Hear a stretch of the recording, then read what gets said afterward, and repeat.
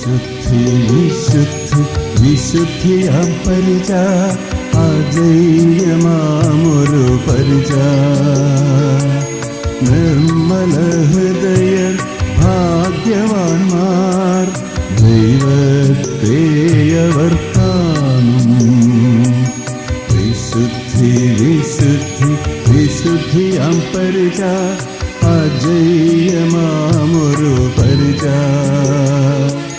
നിർമ്മല ഹൃദയർ ഭാഗ്യവാന്മാർ, ദൈവത്തെയവർ കാണും.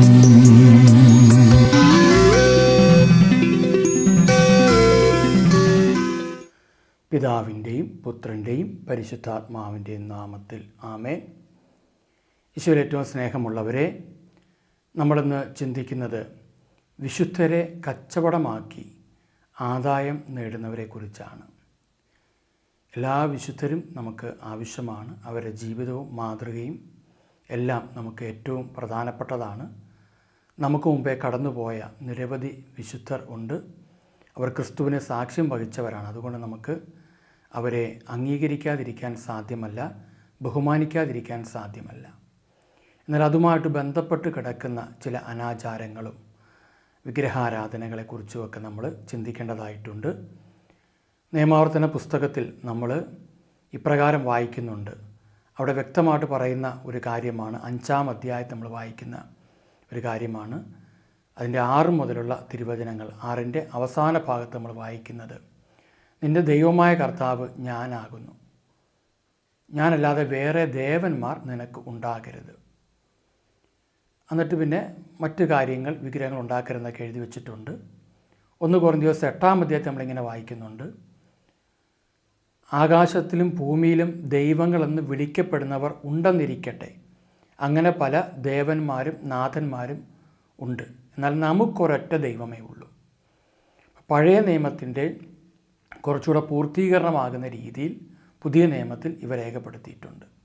അപ്പോൾ ഈ മേഖലകളെക്കുറിച്ചാണ് നമ്മളൊന്ന് ചിന്തിക്കുക.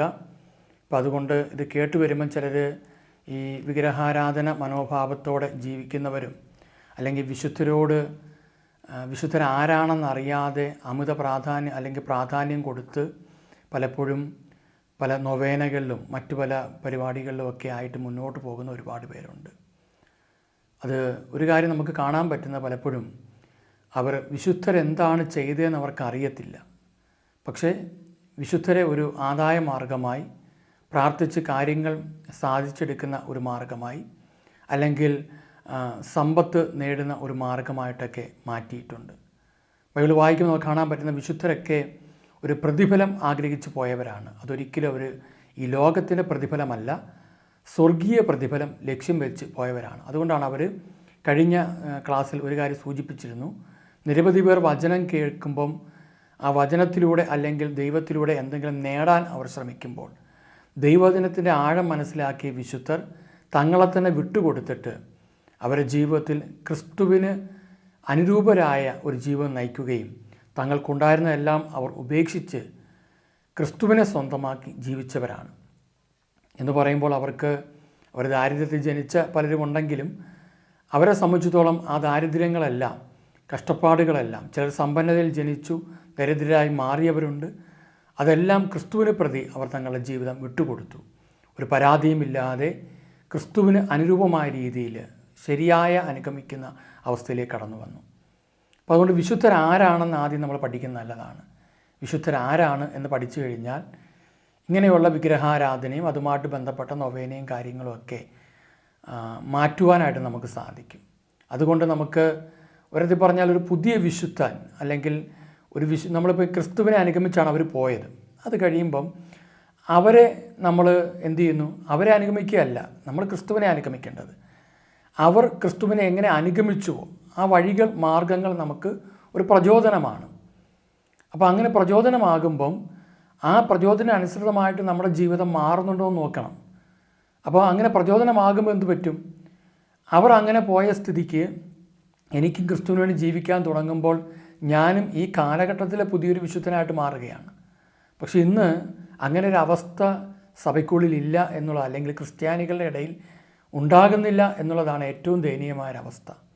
കാരണം പാപം പെരുകുന്നു, ഒരുപാട് പ്രശ്നങ്ങൾ വർദ്ധിക്കുന്നു. അപ്പം ഒരു ഭാഗത്ത് വിശുദ്ധരായിട്ടുള്ള നിരവധി പേരുണ്ട്, ഒരു ഭാഗത്ത് അശുദ്ധിക്ക് പ്രോത്സാഹനം കൊടുക്കുന്ന കുറേ മനുഷ്യർ നമുക്ക് കാണാൻ പറ്റും. അപ്പോൾ നമ്മൾ കാണുമ്പോൾ ഒരു കാര്യത്തിൽ നമുക്ക് കാണാൻ പറ്റുന്നത്, കത്തോലിക്കാ സഭയിൽ ഒരുപാട് വിശുദ്ധരെക്കുറിച്ചൊക്കെ പറയുകയും ഇങ്ങനെ ഇടയ്ക്കിടയ്ക്ക് അവരെ വാഴ്ത്തുകയും അല്ലെങ്കിൽ അവരെ പ്രഖ്യാപിക്കുകയൊക്കെ ചെയ്ത് വിശുദ്ധിയുടെ മേഖലകളൊക്കെ പറഞ്ഞു വരുമ്പം ഏറ്റവും കൂടുതൽ നമുക്ക് കാണാൻ പറ്റുന്ന അത്ഭുതങ്ങളെക്കുറിച്ചാണ് പറയുന്നത്. അവരുടെ കഴിഞ്ഞകാല ജീവിതത്തിൽ അവർ ദൈവത്തിനെതിരെ ചെയ്ത പാപത്തെ ഉപേക്ഷിച്ചതിനെക്കുറിച്ചൊന്നും ഇന്ന് പറയുന്നില്ല. അപ്പോൾ ഒരു ഭാഗത്ത് വിശുദ്ധരെ വളരെ പ്രോത്സാഹിപ്പിക്കുന്ന രീതിയിലൊക്കെ ഇങ്ങനെ പെരുമാറുമ്പം മറ്റൊരു ഭാഗത്ത് ദൈവം വേണ്ട എന്ന് പറഞ്ഞ് സ്വർഗ ഭോഗപാപങ്ങൾ, അതുപോലെ തന്നെ മിശ്ര വിവാഹങ്ങൾ, മറ്റ് പാപബന്ധനങ്ങൾ, ദാമ്പത്യ ജീവിതത്തിലെ തകർച്ചകൾ, ഇതെല്ലാം വർദ്ധിച്ചുകൊണ്ടിരിക്കുകയാണ്. അപ്പോൾ ഒരു കാലത്ത് ഈ വിശുദ്ധരെല്ലാം ഇതിനെ എതിർത്തവരാണ്. അതിൻ്റെ പേരിൽ രക്തസാക്ഷികളായവർ വരെ സഭയ്ക്കുള്ളിലുണ്ട്. അപ്പോൾ ആരെയൊക്കെയോ പ്രീതിപ്പെടുത്തുക എന്നൊരു ചിന്തയുമായിട്ടും സമ്പത്തുണ്ടാക്കുക എന്നുള്ളൊരു ചിന്തയുമായിട്ടും പലരും കയറിക്കൂടിയപ്പോൾ സഭയ്ക്കുള്ളിൽ ഒരു യഥാർത്ഥ വിശുദ്ധ മേഖല നമുക്ക് കാണാൻ പറ്റാതെ പോയി. കാരണം ഈശോ പറയുന്നത്, അവരെ ഞാൻ ബഹുമാനിക്കുന്നു, എൻ്റെ പിതാവ് ബഹുമാനിക്കുന്നു, ഞാനും ബഹുമാനിക്കുന്നു. നമുക്ക് ആ വചനത്തിലേക്ക് കടന്നു വരാം. യോഹന്നാൻ സുവിശേഷം 12-ാം അധ്യായത്തിൻ്റെ 26-ലാണ് വിശുദ്ധരെക്കുറിച്ചുള്ളൊരു കാര്യം നമുക്ക് കാണാൻ പറ്റും. എന്നെ ശുശ്രൂഷിക്കാൻ ആഗ്രഹിക്കുന്നവൻ എന്നെ അനുഗമിക്കട്ടെ. യോഹന്നാൻ സുവിശേഷം 12:26. അപ്പോൾ ഞാൻ ആയിരിക്കുന്നിടത്ത് എൻ്റെ ശുശ്രൂഷകനും ആയിരിക്കും, എന്നെ ശുശ്രൂഷിക്കുന്നവനെ പിതാവ് ബഹുമാനിക്കും. അപ്പോൾ അവിടെ പറയുകയാണ്, എന്നെ ശുശ്രൂഷിക്കാൻ ആഗ്രഹിക്കുന്നവൻ എന്നെ അനുഗമിക്കണം. വിശുദ്ധ ഫ്രാൻസിസ് അസീസി, വിശുദ്ധ ഫ്രാൻസിസ് സേവ്യർ, വിശുദ്ധ അന്തോനീസ്, വിശുദ്ധ യൂദാ തദേവുസ്, വിശുദ്ധ യാക്കോബ്, ഇവരൊക്കെ ക്രിസ്തുവിനെ അനുഗമിച്ചവരാണ്. നമുക്ക് വളരെ വിചിത്രമായിട്ടൊക്കെ കാണാൻ പറ്റുന്നൊരു കാര്യമുണ്ട്. ഇപ്പോൾ യാക്കോബുമാരെക്കുറിച്ച് ബൈബിൾ പറയുന്നത്, പുതിയ നിയമത്തിൽ 5 യാക്കോബുമാരെക്കുറിച്ച് പറയുന്നുണ്ട്. യൂദാസിനെ കുറിച്ച് പറയുമ്പോൾ ഏതാണ്ട് 4ഓളം യൂദാസുമാരെക്കുറിച്ച് ബൈബിളിൽ പറയുന്നുണ്ട്. അപ്പോൾ ഒരു സ്ഥലത്ത് ഒരു യൂദാ തദേവുസിൻ്റെ നൊവേന നടന്ന ഒരു സ്ഥലത്ത് അവിടുത്തെ വികാരിച്ചോടൊരു അമ്മച്ചി പറഞ്ഞൊരു കാര്യം ഞാൻ എപ്പോഴും ഓർക്കാറുണ്ട്. അപ്പോൾ അമ്മച്ചി വികാരിച്ചോട് പറഞ്ഞ, അച്ഛാ ഇവിടെ ഇരിക്കുന്ന വിശുദ്ധൻ, അച്ഛൻ പുതിയതായിട്ട് സ്ഥലം മാറി വന്നതാണ് അവിടേക്ക്. അപ്പോൾ ഇവിടുത്തെ വിശുദ്ധനെക്കുറിച്ച് ഭയങ്കര ആഴപ്പെട്ട അനുഭവത്തിലൂടെ അമ്മച്ചി പറയുകയാണ്, നിസ്സാരപ്പെട്ട ആളൊന്നുമല്ല ഇവിടെ ഇരിക്കുന്നത്, എന്നാലും ഭയങ്കര ശക്തനാണ്, അസാധ്യകാര്യങ്ങളുടെ മധ്യസ്ഥനാണ്. എന്നിട്ട് അമ്മച്ചി പറഞ്ഞു, അവൻ ഒറ്റിക്കൊടുത്തെങ്കിൽ എന്താ, എന്തുമാത്രം അത്ഭുതമാണ് അവൻ പ്രവർത്തിക്കുന്നത്. നമ്മൾ ഒരു കാര്യം മനസ്സിലാക്കേണ്ടത്, ഇന്നും സഭയ്ക്കുള്ളിൽ പലർക്കും ഏത് യൂദാസിൻ്റെ നൊവേനയാണ്, ഏത് യൂദാസിനോടാണ് തങ്ങൾ പോയി പ്രാർത്ഥിക്കുന്നത് എന്ന് പോലും അറിയാത്ത ഒരു അജ്ഞത കിടപ്പുണ്ട്. ഞാനിടയ്ക്ക് ചിന്തിക്കാറുണ്ട്, പൗലോസ് അപ്പോസ്തലൻ്റെ നൊവേന എങ്ങുമില്ല, വിശുദ്ധ പത്രോസിൻ്റെ നൊവേന എങ്ങുമില്ല, അപ്പോസ്തലന്മാരുടെ നൊവേനകൾ അങ്ങനെ ഇല്ല. ഇനി പറ്റുമെങ്കിൽ ചിലപ്പം ബൈബിൾ ഒരു പേരെന്ന് കണ്ടുപിടിച്ച് ബറാബാസിൻ്റെ നൊവേന വരെ തുടങ്ങുന്ന പാർട്ടികളാണ് നമ്മുടെ കൂട്ടത്തിലുള്ളത്. കാരണം അജ്ഞത കയറി കിടക്കുക, അജ്ഞത മൂലം എൻ്റെ ജനം നശിക്കുന്നു. ഇത് പറഞ്ഞു കൊടുക്കുന്നവനെ ഏതെങ്കിലും രീതിയിൽ ദൈവത്തിന് എതിരായി പ്രവർത്തിക്കുന്നവനും സംസാരിക്കുന്നവനെന്നും പറഞ്ഞ് ഒറ്റപ്പെടുത്തുക എന്നുള്ളതാണ്. കഴിഞ്ഞ ക്ലാസ്സുകളിൽ ആൾ ദൈവത്തെക്കുറിച്ച് പറഞ്ഞപ്പം അങ്ങനെ കുറേ വ്യക്തികൾ ഇങ്ങനെ വന്നുകൊണ്ടിരിക്കുകയാണ്. കാരണം അവർ പലപ്പോഴും ദൈവിക കൃപാവരങ്ങളും ദൈവത്തിൻ്റെ വരങ്ങളും ഒക്കെ ഉപയോഗിച്ച് ഒരു വഴിയിൽ കൂടെ പേരെടുക്കുന്നു, പ്രശസ്തരാകുന്നു, സമ്പന്നരാകുന്നു എന്നുള്ളതാണ്. എന്നാൽ നമ്മുടെ വിശുദ്ധരാരും അറിയപ്പെടാൻ ആഗ്രഹിച്ചവരല്ല. അവർ ജീവിച്ചിരുന്നപ്പോൾ അറിയപ്പെടാത്തവരും മരിച്ചു കഴിഞ്ഞപ്പോൾ അറിയപ്പെട്ടവരുമായി മാറി. ഇന്ന് പലപ്പോഴും തിരിച്ചാണ് സംഭവിച്ചുകൊണ്ടിരിക്കുന്നത്. ഇവിടെ ജീവിച്ചിരിക്കുമ്പോൾ അറിയപ്പെടാൻ ആഗ്രഹിക്കുകയും മരിച്ചു കഴിഞ്ഞാൽ പിന്നെ ഒന്നും അറിയപ്പെടാതെ കിടക്കുകയും ചെയ്യുന്ന കുറേ മനുഷ്യർ ഉണ്ടായിക്കൊണ്ടിരിക്കുന്നു. ഇനി മറ്റൊരു ഭാഗത്ത് നമുക്ക് കാണാൻ പറ്റും, സഭയുടെ തന്നെ നേരെ കാര്യത്തിൽ ഇപ്പോൾ പുതിയ പുതിയ വിശുദ്ധരെയൊക്കെ, കാരണം എല്ലാ ദിവസവും പള്ളി വന്നത് കൊണ്ട് ഒരാൾ വിശുദ്ധനായി. ആ ചെറുപ്പക്കാരി എല്ലാ ദിവസവും മുടങ്ങാതെ പള്ളി വരുമായിരുന്നു. അങ്ങനെ പള്ളി വന്നതുകൊണ്ട് വിശുദ്ധനായി. കാരണം അതിനകത്ത് ഒരു വലിയ തന്ത്രം കിടപ്പുണ്ട്. കാരണം പരിശുദ്ധ കുർബാന പരിശുദ്ധിയോടെ സ്വീകരിക്കണമെന്നും അർപ്പിക്കണമെന്നും എഴുതി വയ്ക്കുമ്പോൾ അതിനനുസരിച്ച് ജീവിക്കുക എന്നുള്ളത് പഠിപ്പിക്കാതെ പരിശുദ്ധ കുർബാനയ്ക്ക് വന്നോ നോക്കിയാൽ മതി, കൂദാശകൾ സ്വീകരിക്കുമെന്ന് നോക്കിയാൽ മതി, കുമ്പസാരിച്ചോ നോക്കിയാൽ അനുദപിക്കുന്ന കാര്യം നോക്കരുത്. അതുകൊണ്ടാണ് ഈ പാപത്തിന് പറഞ്ഞവിടെ ഉണ്ടാകുന്നത്. ജനത്തിന് ശരിയത തെറ്റാന്ന് അറിയത്തില്ലല്ലോ. കാരണം ജനത്തിനെ പഠിപ്പിച്ചുകൊണ്ടിരിക്കുന്ന മുഴുവനും ഞങ്ങൾക്ക് ആദായമുള്ള ചില കാര്യങ്ങൾ. പരിശുദ്ധ കുർബാനയെക്കുറിച്ച് കൂടുതൽ പഠിപ്പിക്കുമ്പോഴും പരിശുദ്ധ കുർബാന ഏറ്റവും പ്രധാനപ്പെട്ടതാണ്, അത് മനുഷ്യ ജീവിതത്തിന് ആവശ്യ ഘടകമായിരിക്കെ അതിൻ്റെ എന്തുകൊണ്ടാണ് യേശു കുരിശിൽ മരിച്ചത്, ആ കുരിശിലെ ബലി എന്താണെന്നൊക്കെ പഠിപ്പിക്കാതെ ഡെയിലി വന്ന് കൂടുന്നതിനെക്കുറിച്ച് പ്രോത്സാഹിപ്പിക്കുന്നത് പള്ളിയിൽ ആൾ കൂടുക എന്നുള്ള ലക്ഷ്യം വെച്ചാൽ. ഞാൻ പറയുമ്പോൾ ചില പറയും എല്ലാത്തിലും വിമർശനം. എല്ലാത്തിലും വിമർശനമല്ല. ഇത് യേശുവിൻ്റെ കാലഘട്ടത്തിൽ സംഭവിച്ചൊരു കാര്യം. യേശുവിൻ്റെ കാലഘട്ടത്തിൽ നമ്മൾ കാണുന്നൊരു കാര്യമുണ്ട്. അവിടെ ഈ ദൈവാലയ ശുദ്ധീകരണ സ്ഥലത്ത് ദൈവാലയ ശുദ്ധീകരണത്തെക്കുറിച്ച് പറയുന്നുണ്ട്. അപ്പോൾ ദൈവാലയ ശുദ്ധീകരണത്തെക്കുറിച്ച് പറയുമ്പോൾ ലൂക്കാസ് സുവിശേഷം 19:45 പറയുന്നൊരു കാര്യമുണ്ട്. അനന്തരം അവൻ ദേവാലയത്തിൽ പ്രവേശിച്ച് അവിടെ കച്ചവടം നടത്തിക്കൊണ്ടിരിക്കുന്നവരെ പുറത്താക്കാൻ തുടങ്ങി. അവൻ അവരോട് പറഞ്ഞു, എൻ്റെ ആലയം പ്രാർത്ഥനാലയം എന്ന് എഴുതപ്പെട്ടിരിക്കുന്നു. എന്തൊക്കെയാണ് അവിടുത്തെ കച്ചവടം? യോഹന്നാൻ സുവിശേഷം 2:13 പറയുന്നുണ്ട്, കാളക്കച്ചവടം, ആടിൻ്റെ കച്ചവടം, പ്രാവിൻ്റെ കച്ചവടം. കാരണം ഇതെല്ലാം നേർച്ചയും കാഴ്ചയായിട്ട് അവിടെ കൊടുക്കണമായിരുന്നു. അപ്പോൾ പള്ളിക്കകത്ത് കച്ചവടത്തിലാണ് ശ്രദ്ധ. അപ്പോൾ കാളകൾ, ബലിയർപ്പിക്കാനുള്ള കാളകൾ, ആടുകൾ, പ്രാവ്, സമർപ്പിക്കാനുള്ള പ്രാവ്, ഇതിന് കച്ചവടം. പിന്നെ അതുപോലെ തന്നെ വിൽക്കുന്നവരെ, നാണയം മാറ്റാനിരിക്കുന്നവരെ, മണി എക്സ്ചേഞ്ച് ദേവാലയത്തിൽ അവൻ കണ്ടു. അവൻ കയറ് കൊണ്ടൊരു ചമ്മട്ടി ഉണ്ടാക്കി അവരെല്ലാം ആടുകളോടും കാളകളോടും കൂടെ ദേവാലയത്തിൽ നിന്ന് പുറത്താക്കി. ഇതെല്ലാം കൊണ്ട് പുറത്താക്കി. എന്നിട്ട് പറഞ്ഞു, നാണയമാറ്റക്കാരുടെ നാണയങ്ങൾ ചിതറിക്കുകയും മേശകൾ തട്ടിമറിക്കുകയും ചെയ്തു. പ്രാവുകളെ വിൽക്കുന്നവരോട് അവൻ കൽപ്പിച്ചു, ഇവയെ ഇവിടെ നിന്ന് എടുത്തുകൊണ്ട് പോകുകയും എൻ്റെ പിതാവിൻ്റെ ആലയം നിങ്ങൾ കച്ചവട സ്ഥലമാക്കരുത്. ഇന്ന് നൊവേന സ്ഥലങ്ങളും അതുപോലെ തന്നെ വിശുദ്ധരുമായിട്ട് ബന്ധപ്പെട്ട സ്ഥലങ്ങളും ദൈവാലയങ്ങളും പല ദൈവാലയങ്ങളും നിർമ്മിച്ചിരിക്കുന്നത് തീർത്ഥാടന കേന്ദ്രം. ഈ കഴിഞ്ഞ ദിവസങ്ങളിൽ നിങ്ങളെല്ലാം പലപ്പോഴും ശ്രദ്ധിച്ച് കാണുമായിരിക്കാം, ഒരു വ്യക്തി വത്തിക്കാനിലെ സെൻറ്റ് പീറ്റേഴ്സ് ബസിലിക്കയിൽ മൂത്രമൊഴിച്ചു. അപ്പോൾ ചിലർ പറയാം, ഒരാൾക്ക് മൂത്രമൊഴിക്കാൻ അങ്ങ് തോന്നി, അപ്പം പുള്ളി മൂത്രമൊഴിച്ചാന്ന് വേണേൽ പറഞ്ഞേക്കാം. അതിൻ്റെ വീഡിയോ കൃത്യം ശ്രദ്ധിച്ചു കഴിഞ്ഞാൽ അടിവസ്ത്രം പോലും ഇട്ടിട്ടില്ല. അപ്പോൾ ഒഴിക്കുക എന്നുള്ള മൂത്രം അവിടെ തന്നെ ഒഴിക്കുക എന്ന ലക്ഷ്യത്തോടെ വന്നിരിക്കുന്നത്. കാരണം ഈ ദൈവാലയം പരിശുദ്ധമായ സ്ഥലമായിരുന്നു. പക്ഷേ എന്നാ പറ്റിയെന്ന് വെച്ച് കഴിഞ്ഞാൽ അതിനകത്തേക്ക് തീർത്ഥാടകരെ ഇഷ്ടം പോലെ കയറ്റാൻ തുടങ്ങി. അങ്ങനെ തീർത്ഥാടകർ കയറി ദൈവസാന്നിധ്യം നഷ്ടപ്പെട്ടു പലയിടത്തും. ക്രിസ്തുവിലേക്ക് കടന്നു വരാൻ വിളിക്കപ്പെടുന്നവൻ ദൈവത്തെ ആരാധിക്കാൻ വേണ്ടി ഒരുമിച്ച് കൂടേണ്ട സ്ഥലത്തെ ഇന്ന് കച്ചവട സ്ഥലമാക്കി മാറ്റി. അതിൻ്റെ പേരിൽ കുറച്ച് കടയും പരിപാടി. ധ്യാനകേന്ദ്രത്തിനകത്ത് തന്നെ എത്രയോ കച്ചവടങ്ങൾ. ചില ധ്യാനകേന്ദ്രങ്ങൾ ഉപവാസ ദിവസം കട തുറന്നു വെച്ചിട്ടുണ്ട്. ധ്യാനകേന്ദ്രത്തിനകത്ത് തന്നെ കട തുറന്നു വെച്ചേക്കുക. എന്തിനാന്ന് വെച്ച് കഴിഞ്ഞാൽ കാശുള്ളവൻ അത് പോയി മേടിച്ച് അതിനകത്ത് ബിസ്ക്കറ്റും മറ്റുമൊക്കെ മേടിച്ച് മുറി കൊണ്ടുവച്ച് കഴിക്കുക.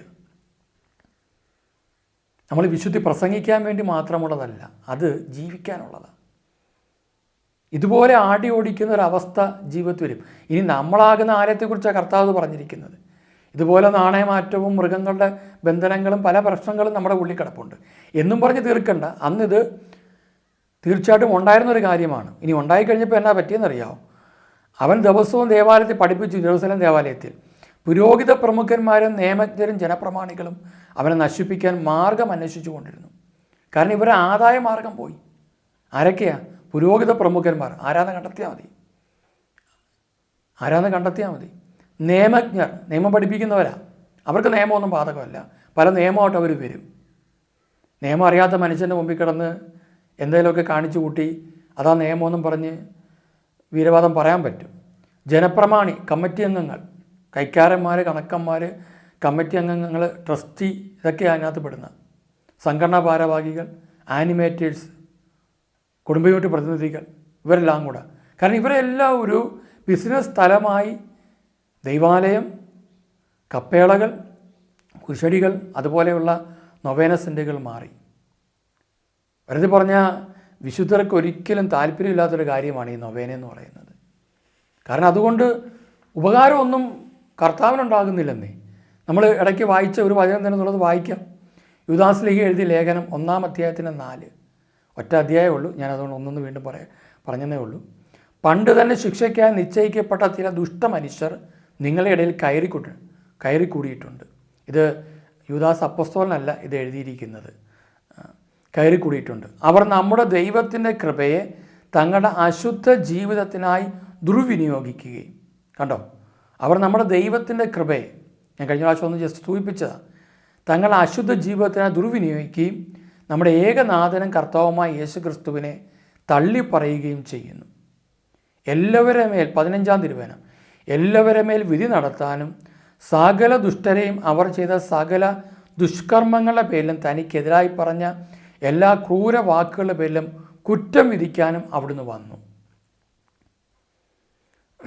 അപ്പോൾ ഇവിടെ നമ്മൾ കാണുന്ന ഇങ്ങനെയാണ്, അശുദ്ധ ജീവിതത്തിന് വേണ്ടി ദുർവിനിയോഗിക്കുന്നു. ഇപ്പോൾ പുതിയ രീതികളൊക്കെയാണ്. പ്രേമക്കാരുടെ ഒരു താവളമായിട്ട് ഇന്ന് ഈ നൊവേന സ്ഥലങ്ങളൊക്കെ മാറിയിട്ടുണ്ട്. അതുപോലെ കഞ്ചാവ് കച്ചവടക്കാരോ മറ്റുള്ളവരോ ഒക്കെ അത് കൈമാറുന്ന ചില സാമ്പത്തിക ഇടപാടുകൾ നടത്തുന്ന, എവിടെ വരണം, അത് ഇന്ന സ്ഥലത്ത് ലാൻഡ്മാർക്ക് പോലെയാണ് പറയുന്ന, അവിടെ വന്നാൽ മതി, ആ നൊവേന സ്ഥലത്ത് വന്നാൽ മതി, ആരും ശ്രദ്ധിക്കത്തില്ല. നോക്കുമ്പോൾ 10 രൂപയുടെ ഒരു കൂടി മെഴുകുതിരിയും കത്തിച്ച് അവിടെ ഇങ്ങനെ നിൽക്കും. അപ്പോഴത്തേക്ക് മറ്റേ പാർട്ടി എത്തും. പ്രേമക്കാർ മുഴുവൻ അവിടെ വെച്ചാൽ സംഗമിക്കുന്നത്. കാരണം വളരെ ഫേമസ് ആയി നാട്ടിലുള്ളൊരു നൊവേന സ്ഥലമാണ്. അതുകൊണ്ട് കണ്ടുപിടിക്കാനും എളുപ്പമാണ്, എത്തിച്ചേരാനും എളുപ്പമാണ്, എല്ലാം കൊണ്ടും എളുപ്പമാണ്. അവിടെ നടന്നുകൊണ്ടിരിക്കുന്ന കാര്യം ഇതൊക്കെയാണ്: പ്രേമം, മയക്കുമരുന്നുകളുടെ കച്ചവടം, സാമ്പത്തികമായ ചില ഇടപാടുകൾ, അവിഹിത ചില ബന്ധങ്ങൾ. എന്നിട്ട് പറയും, വിശുദ്ധ ഞങ്ങളുടെ ഈ കാര്യങ്ങൾക്കെല്ലാം മാധ്യസ്ഥം വഹിച്ച് പ്രാർത്ഥിക്കണമേ.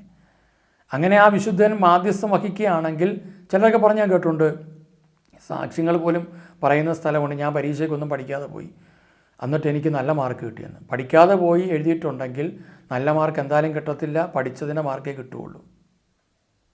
അങ്ങനെ ഒരു അത്ഭുതം പ്രവർത്തിക്കുന്ന പരിശുദ്ധ അമ്മ നമുക്കില്ല. അങ്ങനെ ഒരു അത്ഭുതം പ്രവർത്തിക്കുന്ന ഉദാത്ത ദിവസം നമുക്കില്ല. അങ്ങനെ ഒരു അത്ഭുതം പ്രവർത്തിക്കുന്ന ഒരു വിശുദ്ധരും നമുക്കില്ല. കാരണം അനീതിക്കൊരിക്കലും അവരാരും കൂട്ടു നിൽക്കത്തില്ല. അങ്ങനെ നിങ്ങൾ അനീതിക്ക് കൂട്ടുനിന്ന ഏതെങ്കിലും വിശുദ്ധരെക്കുറിച്ചോ പരിശുദ്ധ അമ്മയെക്കുറിച്ചോ ആരെങ്കിലെക്കുറിച്ചോ നിങ്ങൾ സാക്ഷ്യം പറയുന്നുണ്ടെങ്കിൽ അവർ പൈശാചിക ശക്തിയാണെന്ന് അറിഞ്ഞിരുന്നാൽ മതി. അത് യഥാർത്ഥ പരിശുദ്ധ അമ്മയല്ല, യഥാർത്ഥ വിശുദ്ധരുമല്ല അവർ. കാരണം അവരൊരിക്കലും പാപത്തിന് കൂട്ടു നിൽക്കുന്നവരല്ല, അനീതിക്ക് കൂട്ടു നിൽക്കുന്നവരല്ല. അതുകൊണ്ട് അവിടെ എഴുതി വച്ചിരിക്കുന്നത്, ദൈവം ഇതിനെതിരാണ്, ദൈവം ഇതിനെതിരാണ്, ഇങ്ങനെയുള്ള കച്ചവടങ്ങൾക്ക് ദൈവം എതിരാണ്. അതുവഴി ആരെല്ലാം എന്തെല്ലാം നേടിയാലും അവരുടെ ജീവിതത്തിൽ രോഗങ്ങളും തകർച്ചകളും ശാപങ്ങളും എല്ലാം കൊണ്ട് അവർ അടിമകളായി തീർന്നു പോകും എന്നുള്ളതാണ്.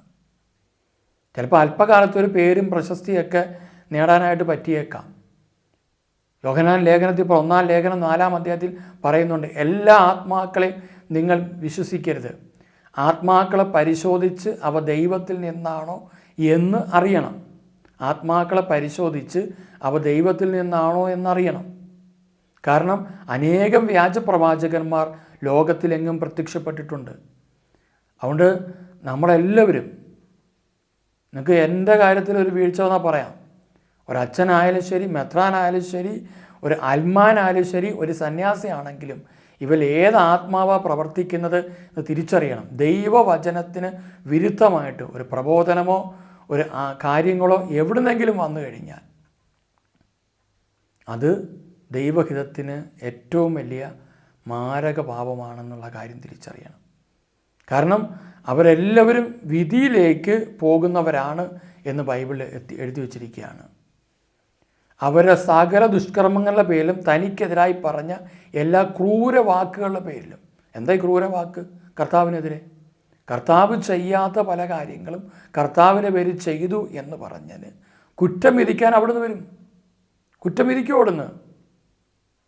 കാരണം വചനവുമായിട്ട് ബന്ധപ്പെടാതെ ഒരിക്കലും ഒരു വിശുദ്ധൻ ഉണ്ടാകുന്നില്ല, വിശുദ്ധീകരണം ഉണ്ടാകുന്നില്ല എന്നുള്ള സത്യം നിങ്ങൾ തിരിച്ചറിഞ്ഞേ പറ്റൂ. പലരും ധാരണ എന്താണെന്ന് വെച്ച് കഴിഞ്ഞാൽ വിശുദ്ധനൊക്കെ ഇങ്ങനെ അങ്ങോ വരുന്നുണ്ട്, പ്രഖ്യാപിക്കുമ്പോഴൊക്കെ പല രീതിയിലുള്ള പ്രഖ്യാപനമൊക്കെ നടക്കുന്നുണ്ട് ലോകത്ത്.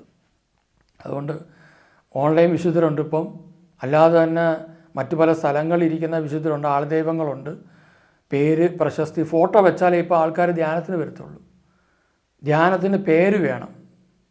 കർത്താവുമായിട്ട് ഒരു ബന്ധവുമില്ല. ഒരു ബൈബിളും പിടിച്ചിരിക്കുന്ന ഒരു ഫോട്ടോ വേണം, മൈക്കും പിടിച്ചിരിക്കുന്ന ഒരു ഫോട്ടോ വേണം. ഫോട്ടോ വെച്ചില്ലെങ്കിൽ ധ്യാനഗുരുക്കന്മാർ പിണങ്ങുന്ന പതിവുണ്ട്. അങ്ങനെയൊക്കെ ഉണ്ട്. ഫോട്ടോ വെച്ചില്ലെങ്കിൽ അവർ പിണങ്ങും. അവർ നല്ല അഴകുള്ള ഫോട്ടോ തന്നെ വെക്കണം, കാണുന്ന ഒരു ഫോട്ടോ വയ്ക്കണം. ഇത് കണ്ടുകൊണ്ട് വേണം ആൾ കൂടാൻ. അപ്പോൾ ധ്യാന ഗുരുവിൻ്റെ ഫോട്ടോ അല്ലെങ്കിൽ അവരുടെ ഏതെങ്കിലും ഒരു പേര്, അപ്പം ആ പേരിൻ്റെ പിന്നിൽ എന്താ കിടക്കുന്ന, അവർ ചെയ്ത വീരസാഹസിക പ്രവർത്തികൾ. ചിലപ്പോൾ കോമഡിയനായിരിക്കാം, ചിലപ്പം അത്ഭുത പ്രവർത്തകനെ പോലെയൊക്കെ ആയിരിക്കാം, ചിലപ്പം ബന്ധന പ്രാർത്ഥന നടത്തുന്നവരെല്ലാം കൈ നിങ്ങൾ നോക്കിയാൽ കാണാം ഒരു കുരിശു ഉയർത്തി പിടിച്ചിട്ടുണ്ട്. കുരിശിൽ കിടക്കുന്നവനെ വേദനിപ്പിച്ചിട്ട് ഈ കുരിശു ഉയർത്തിപ്പിടിച്ച് നടന്നിട്ട് എന്നാ നമ്മൾ നേടുന്നത്? നിങ്ങൾ വീണ്ടും വീണ്ടും അവനെ ക്രൂശിക്കുക, വീണ്ടും വീണ്ടും ക്രൂശിക്കുക. എന്നെ കേൾക്കുന്ന ഓരോ വ്യക്തിയും ചിന്തിക്കുക, പ്രിയമുള്ളവരെ, നമ്മുടെ ഉള്ളിലേക്ക് നമ്മൾ ചെയ്ത ഓരോ ചെറുതുപോലുമായ പ്രവൃത്തിക്ക് വേണ്ടി യേശുക്രിസ്തു കുരിശിൽ മരിച്ചത്. ആ ക്രിസ്തുവിനെ വീണ്ടും വീണ്ടും വേദനിപ്പിക്കുകയാണോ അതോ ആ ക്രിസ്തുവിന് വേണ്ടി ജീവിക്കുകയാണോ? വേദനിപ്പിക്കുന്നത് എങ്ങനെയാണ്? ഇതുപോലെ ക്രിസ്തുവിനെ വെച്ച് പേരെടുത്ത് മുതലെടുത്ത്. ചിലരെ സംബന്ധിച്ചോളം അവർക്ക് ഈ വചനത്തിനകത്ത് മായം ചേർത്ത് കച്ചവടം നടത്തുന്ന കുറേ പേരുണ്ട്. 2 കൊരിന്ത്യർ 2:17 ദൈവവചനത്തിൽ മായം ചേർത്ത് കച്ചവടം ചെയ്യുന്ന അനേകരുണ്ടെന്നാണ് പറയുന്നത്. അവരെപ്പോലെ അല്ല ഞങ്ങൾ, മറിച്ച് ദൈവസന്നിധി വിശ്വസ്തരും ദൈവത്താൽ നിയോഗിക്കപ്പെട്ടവരും എന്ന നിലയിൽ ക്രിസ്തുവിൽ ഞങ്ങൾ സംസാരിക്കുന്നു. അപ്പം ക്രിസ്തുവിൽ സംസാരിക്കണ ക്രിസ്തുവാണ് സംസാരിക്കപ്പെട്ടത്. ക്രിസ്തുവിൻ്റെ രക്ഷയെക്കുറിച്ച് പറയണം, ക്രിസ്തു ചെയ്ത കാര്യങ്ങളെക്കുറിച്ച് പറയണം. അത് മനസ്സിലാക്കുന്ന ഒരുവൻ തനിയെ സൗഖ്യം പ്രാപിക്കും, തനിയെ ആ വ്യക്തിയിൽ ആത്മാവ് രക്ഷ പ്രാപിക്കും, ജീവിതത്തിൽ ക്രമീകരണം ഉണ്ടാക്കും, വെറുപ്പും വിദ്വേഷവും ഉപേക്ഷിക്കും. അതേ ജനപ്രമാണിയുടെ കാര്യം പറഞ്ഞില്ലേ, പള്ളി കമ്മിറ്റി മുഴുവൻ അടിയല്ലേ, പ്രശ്നങ്ങളല്ലേ, എല്ലായിടത്തും പ്രശ്നങ്ങളാണ്. പണം കൊടുത്ത് സ്ഥാനമാനങ്ങൾക്ക് വേണ്ടിയുള്ള ഒരു ഓട്ടം ഇന്ന് നടന്നുകൊണ്ടിരിക്കുകയാണ്. ക്രിസ്ത്യാനി ഒരിക്കലും അത്ഭുതം പ്രവർത്തിക്കുന്ന സ്ഥലത്തേക്ക് പോകേണ്ടവനല്ല. ക്രിസ്ത്യാനി അത്ഭുതം പ്രവർത്തിക്കേണ്ടവനാണ്. ആർക്കു വേണ്ടി? ക്രിസ്തുവിൽ വിശ്വസിക്കാത്തവരെ ക്രിസ്തുവിലേക്ക് കൊണ്ടുവരാൻ വേണ്ടി തൻ്റെ ജീവിതം വഴി ഒരു ക്രിസ്തുവായി മാറി അതുവഴി മറ്റുള്ളവരെ കൊണ്ടുവരിക. അപ്പോൾ ഒരു അത്ഭുതം ഉണ്ടാവും അവിടെ. ഇപ്പോൾ ഒരു വ്യക്തി രോഗിയാണ്, ആ വ്യക്തി രോഗത്തിലും തകർച്ചയിലും കഴിയുന്ന വ്യക്തിയാണ്. ആ വ്യക്തി യേശുവിനെ നാമം വിളിക്കാൻ തക്ക വിധം ആ വ്യക്തിയെ ക്രിസ്തുവിലേക്ക് കൊണ്ടുവരുമ്പോൾ ആ വ്യക്തി മാനസാന്തരപ്പെടേണ്ട ആവശ്യകത ബൈബിൾ വ്യക്തമായിട്ട് പറയുന്നുണ്ട്. കർത്താവ് അത്ഭുതം പ്രവർത്തിച്ച എല്ലാ സ്ഥലങ്ങളും നോക്കിയും പറഞ്ഞൊരു വാക്കുണ്ട്, നിങ്ങൾ പ്രവർത്തിച്ച അത്ഭുതങ്ങൾ സോദോമിലും ഗമോറിലും പ്രവർത്തിച്ചു അവർ എന്നെ ചാക്കൊടുത്ത് ചാരം പൂശി അനുദപിക്കുമായിരുന്നു. അപ്പോൾ അത്ഭുതം അനുദപിക്കാനുള്ളതാണ്, അനുതാപത്തിലേക്ക് വഴിവെക്കാനുള്ളതാണ്, അല്ല ധ്യാനഗുരുവിന് പേരെടുക്കാനുള്ളതല്ല, പ്രശസ്തനാകാനുള്ളതല്ല, കച്ചവടം നടത്താനുള്ളതല്ല, സാക്ഷ്യപത്രം ഇറക്കി മറ്റുള്ളവരെ വഴിതെറ്റിക്കാനുള്ളതല്ല. ഇത് സ്ഥാപനം വളരുമായിരിക്കാം, ധ്യാനകേന്ദ്രം വളരും, ശുശ്രൂഷാലയം വളരും, പക്ഷേ ഇപ്പോഴും ഗതിയില്ലാതെ കിടക്കിയില്ലേ നമ്മുടെ വിശ്വാസികൾ എന്ന് പറയുന്നവർ. എത്ര പേര് രക്ഷയുടെ അനുഭവത്തിൽ വന്നിട്ടുണ്ട്, വഞ്ചന ഉപേക്ഷിച്ചിട്ടുണ്ട്, പാപം ഉപേക്ഷിച്ചിട്ടുണ്ട്, തിന്മ ഉപേക്ഷിച്ചിട്ടുണ്ട്. ആത്മാവ് എത്ര പേരുടെ ദയനീയാവസ്ഥയിൽ കിടക്കുന്നു. തിരിച്ചു വരാൻ തീരുമാനമെടുക്കണം. അതവിടെ നമ്മൾ വായിച്ച്, എന്നെ ശുശ്രൂഷിക്കാൻ ആഗ്രഹിക്കുന്നവൻ എന്നെ അനുഗമിക്കണം, അപ്പോൾ ഞാൻ ആയിരിക്കുന്നിടത്ത് എൻ്റെ ശുശ്രൂഷകനുമായിരിക്കും. അപ്പോൾ യേശു ഇവിടെ ആയിരിക്കുന്ന അവിടെ, അതെവിടെയാണെന്നേ പറയാം, എന്നെ ശുശ്രൂഷിക്കുന്നവനെ പിതാവ് ബഹുമാനിക്കും എന്ന് വെച്ചാൽ കർത്താവിന് ശുശ്രൂഷ ചെയ്തവരെയെല്ലാം കർത്താവ് ബഹുമാനിക്കും. അവർ വിശുദ്ധരാണ്. യോഹന്നാൻ സുവിശേഷം 14:2 പറയുന്നുണ്ട്, എവിടെയാണ് ആയിരിക്കുക എന്നുള്ള പറയുന്നുണ്ട്. 14:2 ഞാൻ പെട്ടെന്ന് വായിച്ചു പോകാം. 2-ാം വരവുമായിട്ട് ബന്ധപ്പെട്ടൊരു മേഖലയിനകത്ത് കിടപ്പുണ്ട്. എൻ്റെ പിതാവിൻ്റെ ഭവനത്തിൽ അനേകം വാസസ്ഥലങ്ങളുണ്ട്, ഇല്ലായിരുന്നെങ്കിൽ നിങ്ങൾക്ക് സ്ഥലമൊരുക്കാൻ പോകുന്നുവെന്ന് ഞാൻ നിങ്ങളോട് പറയുമായിരുന്നു. ഞാൻ പോയി നിങ്ങൾക്ക് സ്ഥലമൊരുക്കി കഴിയുമ്പോൾ ഞാൻ ആയിരിക്കും നിങ്ങളും ആയിരിക്കേണ്ടതിന് ഞാൻ വീണ്ടും വന്ന് നിങ്ങളെയും കൂട്ടിക്കൊണ്ടു പോകും. സത്യമായി ഞാൻ നിങ്ങളോട് പറയുന്നു, എന്നിൽ വിശ്വസിക്കുന്നവനും ഞാൻ ചെയ്യുന്ന പ്രവൃത്തികൾ ചെയ്യും. ഞാൻ എൻ്റെ പിതാവിൻ്റെ അടുത്തേക്ക് പോകുന്നത് കൊണ്ട് ഇവയേക്കാൾ വലിയവയെ അവൻ ചെയ്യും. അപ്പോൾ പിതാവായിരിക്കുന്നിടത്ത് ശുശ്രൂഷകനായിരിക്കും, പിതാവിൻ്റെ ഹിതം നിറവേറ്റും. ഇനി ഒരു ശുശ്രൂഷകനും സ്വന്തം കഴിവാൽ ഒന്നും ചെയ്യാൻ സാധ്യമല്ല. ഒന്നുകിൽ ദൈവത്തിൻ്റെ കൃപ ആ വ്യക്തിയുടെ മേൽ വേണം, അല്ലെങ്കിൽ പിശാചിൻ്റെ സാന്നിധ്യം ആ വ്യക്തിയിൽ വേണം. ഇതിലേതെങ്കിലും ഒന്ന് വേണം. ഇത് തിരിച്ചറിയുക എന്നുള്ളതാണ് വിശ്വാസിയുടെ കടമ. അവിടെ ഈശോ പറഞ്ഞു, യോഹന്നാൻ സുവിശേഷം 15:5, ഞാൻ മുന്തിരിച്ചെടിയും നിങ്ങൾ ശാഖകളുമാണ്, ആരെന്നിലും ഞാൻ അവനിലും വസിക്കുന്നുവോ അവനേറെ ഫലം ആദ്യം ഫലമാണ് വരുന്നത്. എന്നെ കൂടാതെ നിങ്ങൾക്കൊന്നും ചെയ്യാൻ കഴിയുകയില്ല. അപ്പോൾ യേശുവിനെ കൂടാതെ ചെയ്യാൻ കഴിയുന്നത് എപ്പോഴാണ്? ഈശോ തന്നെ പിശാചിന് അനുവാദം കൊടുത്തിട്ടുള്ളത് കൊണ്ട് അവൻ്റെ പക്ഷത്തായിരിക്കുന്നവർ ഉപയോഗിച്ച് അവൻ അത്ഭുതം അടയാളം പ്രവർത്തിക്കും. അതാ മത്തായി സുവിശേഷം 7-ാം അധ്യായം 21, മത്തായി സുവിശേഷത്തിൻ്റെ 24-ാം അധ്യായത്തിൽ നമ്മൾ കാണുന്ന കള്ളക്രിസ്തുമാരും വ്യാജപ്രവാചകന്മാരും എല്ലാം വന്ന് അവസാന നാളുകളിൽ വലിയ അത്ഭുതങ്ങളും അടയാളങ്ങളും തിരഞ്ഞെടുക്കപ്പെട്ടവരെ വഴിതെറ്റിക്കാൻ കാണിക്കുമെന്ന് എഴുതി വച്ചേക്കുന്നു. ഇത് ഞാൻ നിങ്ങളോട് മുൻകൂട്ടി പറഞ്ഞിരിക്കുന്നു. ഇതൊന്നും മനസ്സിലാക്കാതെ ഇപ്പോഴും അജ്ഞതയെ കിടക്കുന്ന പാവപ്പെട്ട ഒരുപാട് മനുഷ്യരുണ്ട്. അതുകൊണ്ട് പ്രിയമുള്ളവരെ, രൂപം വെച്ചും കൊണ്ടുള്ള കച്ചവടവും ഈ രൂപം വെച്ചും കൊണ്ടുള്ള തൊട്ടുമുത്തലും പരിപാടിയൊക്കെ അവസാനിപ്പിച്ചിട്ട് നിങ്ങളുടെ ഇടവകയിൽ ഒരു വിശുദ്ധനുണ്ടെങ്കിൽ ആ വിശുദ്ധൻ്റെ ചരിത്രം പഠിക്കുക. ആ വിശുദ്ധനെ എങ്ങനെ കർത്താവിൻ്റെ വിശുദ്ധയായി എന്ന് മനസ്സിലാക്കിയിട്ട് അവർ ജീവിച്ചതുപോലെ ഒരു പുതിയൊരു മരിയോഗ്രേത്തിയായും പുതിയൊരു അഗസ്തീനോസായും ഒരു പുതിയ വിൻസെൻ്റ് പോളുമായി അല്ലെങ്കിൽ ഒരു പുതിയ യുദാ തദേവുസായി അല്ലെങ്കിൽ ഒരു പുതിയ ഫ്രാൻസിസ് അസീസി ആയിട്ടൊക്കെ മാറുവാനായിട്ട് തീരുമാനമെടുക്കണം. അല്ലാതെ രൂപം മേടിച്ചത് 25,000 രൂപയ്ക്കാണെങ്കിൽ 50,000 രൂപയ്ക്കാണെങ്കിൽ അത് വെച്ച് ഇപ്പോൾ 50 ലക്ഷം രൂപ ഉണ്ടാക്കി ആദായമെടുത്ത് പാവം വിശുദ്ധർ ജീവിച്ചിരുന്ന സമയത്ത് അവർക്ക് വെള്ളം പോലും കുടിക്കാനില്ലായിരുന്നു, കഷ്ടപ്പാടുകളായിരുന്നു, അവർക്ക് പ്രതിഫലം ഒന്നും കിട്ടിയിട്ടില്ല. കാരണം അവരുടെ പ്രതിഫലം മുഴുവൻ അവർക്ക് സ്വർഗമായിരുന്നു. കാരണം അവർ കർത്താവിന് വേണ്ടി ജീവിച്ചു. അതിനെക്കുറിച്ചൊക്കെ വചനം ഇഷ്ടം പോലെ ഉണ്ട്. അവർക്ക് പ്രതിഫലം ഒന്നും കിട്ടിയിരുന്നില്ല. അവരുടെ പ്രതിഫലം സ്വർഗമാണ്.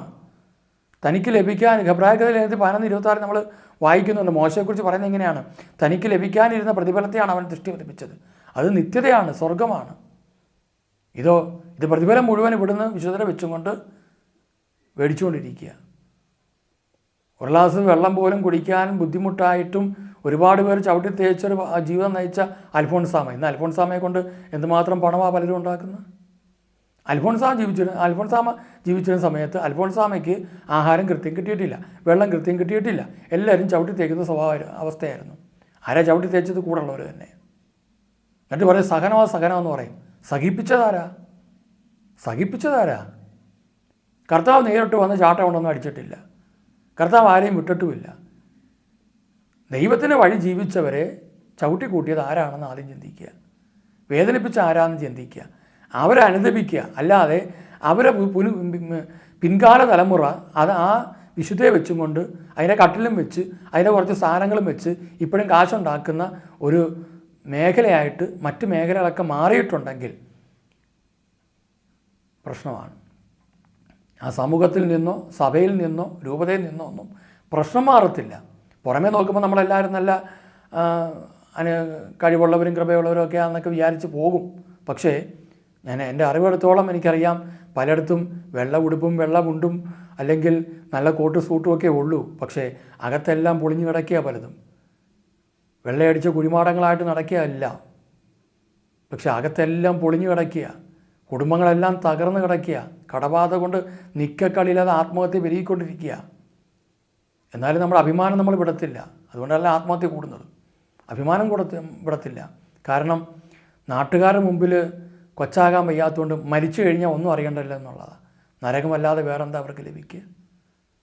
അതുകൊണ്ട് പ്രിയമുള്ളവരെ, തിരിച്ചു വരേണ്ടത് ആവശ്യകതയുണ്ട്. പ്രിയമുള്ളവർ, നമ്മുടെ അടുത്ത ധ്യാനം നവംബർ മാസം 17-ാം തീയതി, അടുത്ത മാസത്തിൽ നമ്മൾ നവംബർ 17 മുതൽ 22 വരെയാണ്. ഇപ്പോഴത്തെ ധ്യാനം ഈ വരുന്ന ബുധനാഴ്ചയോട് തീരുന്നു. അടുത്ത ധ്യാനം നമുക്ക് നവംബർ 17 മുതൽ 22 വരെയാണ്. നിങ്ങൾ കടന്നു വരിക. ബ്രൗച്ചറും എല്ലാം ഇതിനകത്ത് നമ്മൾ കൊടുത്തിട്ടുണ്ട്. അപ്പോൾ അത് നിങ്ങൾ വായിച്ചിട്ട് കടന്നു വരിക. കർത്താവിൻ്റെ അനുഗ്രഹം നമ്മുടെ മേൽ നിറയട്ടെ. നമുക്ക് പ്രാർത്ഥിക്കാം. ജാഗരണ പ്രാർത്ഥനകളും മധ്യസ്ഥ പ്രാർത്ഥനകളും ഒക്കെ നടക്കുന്നു.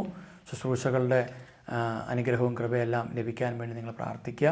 നിങ്ങളുടെ എല്ലാവരുടെയും സഹകരണം നമുക്ക് ഈ മേഖലകളിൽ അജ്ഞതയെ കഴിയുന്ന നിരവധി മക്കൾ വിശുദ്ധിയിലേക്ക് കടന്നു വരണം. നിരവധി പേർ ക്രിസ്തുവിനെ ഹിതമറിഞ്ഞ് ജീവിക്കണം. അതിനു വേണ്ടിയിട്ടാണ് നമ്മൾ ഈ ശുശ്രൂഷകൾ ചെയ്യുന്നത്. അതിനു വേണ്ടിയിട്ട് നിങ്ങൾ സഹകരിക്കണം എന്ന് ഓർമ്മപ്പെടുത്തുകയാണ്. ഏറ്റവും പ്രധാനമായിരിക്കും നിങ്ങളുടെ പ്രാർത്ഥനകൾ നമുക്ക് ആവശ്യമാണ്. അതോടൊപ്പം തന്നെ നമ്മുടെ ശുശ്രൂഷകളിലൊക്കെ പങ്കെടുക്കുക. കർത്താവിൻ്റെ വചനം അറിയുക. കർത്താവ് പറഞ്ഞതുപോലെ മുന്നോട്ട് പോകാനായിട്ട് തീരുമാനിക്കുക. അങ്ങനെ ഒരു പുതിയ ജീവൻ നയിക്കാൻ നമുക്ക് സാധിക്കട്ടെ. കർത്താവിൻ്റെ രണ്ടാമത്തെ ആഗമനത്തിന് വേണ്ടി പ്രാർത്ഥനാപൂർവ്വം നമുക്ക് ഒരുങ്ങാം. നമുക്ക് കണ്ണുകൾ അടച്ച് പ്രാർത്ഥിക്കാം. കാരുണ്യവാനായ കർത്താവേ, നിരവധി വിശുദ്ധർ മാതൃകയായി ഈ ഭൂമിയിലുണ്ടായിട്ടും ഞങ്ങൾ പലപ്പോഴും ആ വിശുദ്ധരെ പോലെ ജീവിക്കുവാൻ താല്പര്യമെടുക്കാത്തവരാണ്. വിശുദ്ധരെ പോലെ എന്ന് പറയുമ്പോൾ വിശുദ്ധരെ മാർഗങ്ങൾ അവർ കർത്താവിനെ കണ്ടെത്തിയത് വചനത്തിലൂടെയാണല്ലോ. ആ വചനത്തിലൂടെയുള്ള മാർഗങ്ങൾ സ്വീകരിക്കാൻ ഞങ്ങൾ മടി കാണിച്ചു. ഞങ്ങളതിനെയൊക്കെ കച്ചവടമാക്കി മാറ്റിയ നിമിഷങ്ങളുണ്ട്. അവിടേക്കെല്ലാം അങ്ങ് കടന്നു വരണമേ.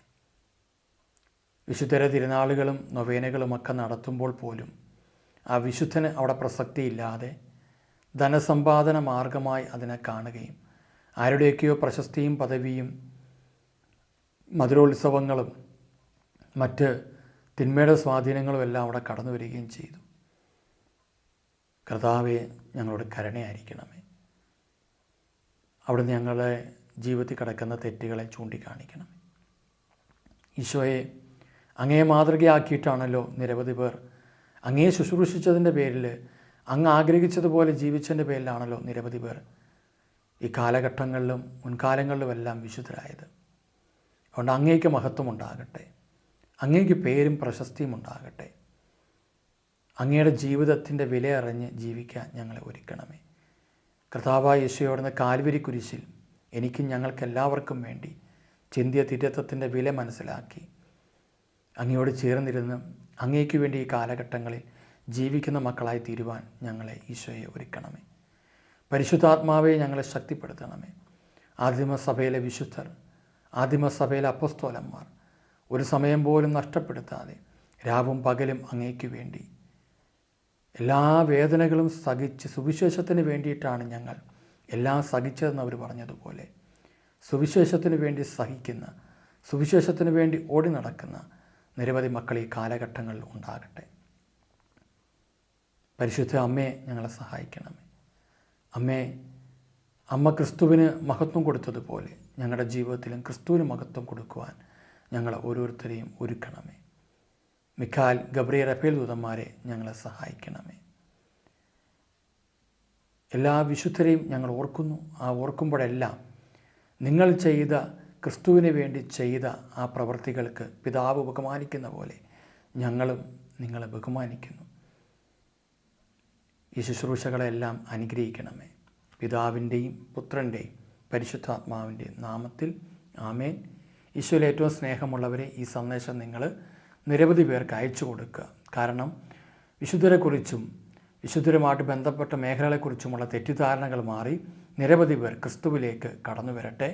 നിരവധി പേരുടെ ജീവിതം അനുഗ്രഹിക്കപ്പെടട്ടെ. അങ്ങനെ ഈ കാലഘട്ടങ്ങളിൽ പുതിയ വിശുദ്ധരായ മക്കൾ രൂപാന്തരപ്പെടട്ടെ. നമുക്ക് അപ്രകാരമുള്ള ഒരു ജീവിതം മുന്നോട്ട് പോകാം.